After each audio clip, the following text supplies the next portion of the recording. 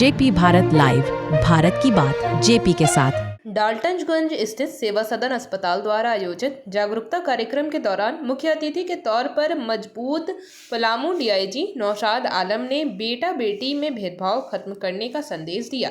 मंच से साफ तौर पर कहा गया कि अब समय बदल चुका है और अब समाज में बेटियों को बोझ नहीं बल्कि भविष्य की नींव समझा जाए। साथ ही उदाहरण के तौर पर कहा कि पलामू का कमान भी महिला के हाथ में है, जहां Palamu SP रिस्मा Rameshan, Palamu DC Samira S और सदर एसडीओ सुलोचना मीना ये सभी महिला है जो आज पलामू में पूर्ण रूप से निष्ठा से पलामू की सेवा में लगी है। डीआईजी ने कहा, बेटियों को भी बराबरी का हक होता है, बेटियां बोझ नहीं होती। कार्यक्रम में यह भी चेतावनी दी गई कि यदि कोई भ्रूण हत्या में दोषी पाया गया तो उसके खिलाफ सख्त कार्रवाई की जाएगी।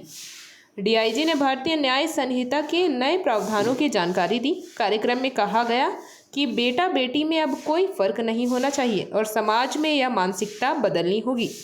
साथ ही यह भी बताया गया कि यदि किसी भी अवैध तरीके से भ्रूण जांच या गर्भ में बच्ची की हत्या का मामला सामने आता है तो बीएनएसएस के तहत सख्त कार्रवाई की जाएगी। कार्यक्रम का उद्देश्य लोगों में बेटियों के प्रति सम्मान और सुरक्षा की भावना को बढ़ावा देना था। जब भगवान ही हमारा अगर घर में ही वास रहेगा तो हर काम हमारा सिस्टम ढंग से होगा कि नहीं। कुरान की बातें आई कि हमने यहाँ सब लोगों को जोड़ा जोड़ा पैदा किया।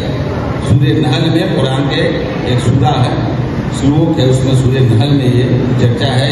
ईश्वर ने कहा है कि नहीं, तुमको बैलेंस करने के लिए महिलाओं को मैंने पैदा किया। तुम्हारा जब दिमाग काम ठीक से नहीं करेगा ना तो यही तुमको दिमाग देगा।